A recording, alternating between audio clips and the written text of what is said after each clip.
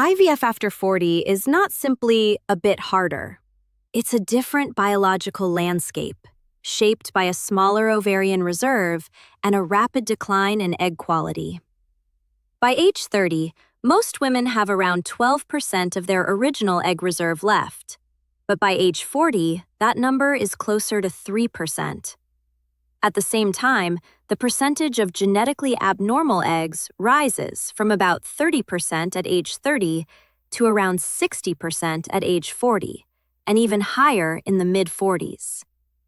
Because of this, the risk of embryos stopping development, biochemical pregnancies, and early miscarriages naturally increases. This is the biological reason why IVF after 40 feels different. These changes become even clearer when comparing typical IVF outcomes at different ages. In the early 30s, a cycle may retrieve around 10 eggs, with several fertilizing and a few growing into blastocysts, often with at least one genetically normal embryo. But in the early 40s, the numbers shift.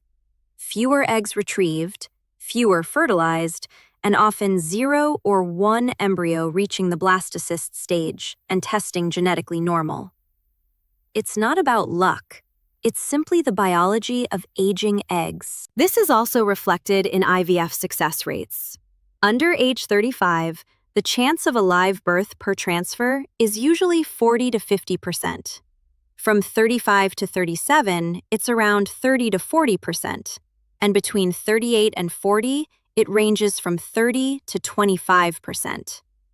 After age 40, the rate drops more sharply, about 10% at 40 to 42, around 5% at 43 and 44, and typically close to 0 beyond 44.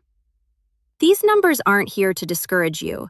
They're here to give clarity, so decisions can be guided by realistic expectations. Even with these statistics, there are ways to improve the odds. Doing multiple cycles can significantly increase cumulative success, especially between ages 40 and 42. PGTA testing can help avoid transferring embryos that are genetically abnormal, preventing cycles that were unlikely to succeed.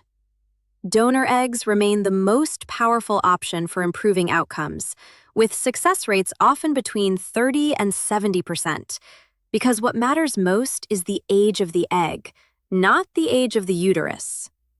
And it's important to remember that the male factor matters too, as men over 40 may have higher rates of sperm DNA fragmentation, which can affect embryo development and miscarriage risk. Through all of this, one message matters most. Your chances are real, but they are different. Your AMH, your AFC, or your age are data points, not your identity. This journey is personal, shaped by your values, your health, and your goals. What truly supports you along the way is informed, compassionate decision-making. Protecting your emotional well-being, your physical health, and your relationship is just as important as the medical steps. And no matter what the numbers say, your story is always more than statistics. It is human, meaningful, and uniquely yours.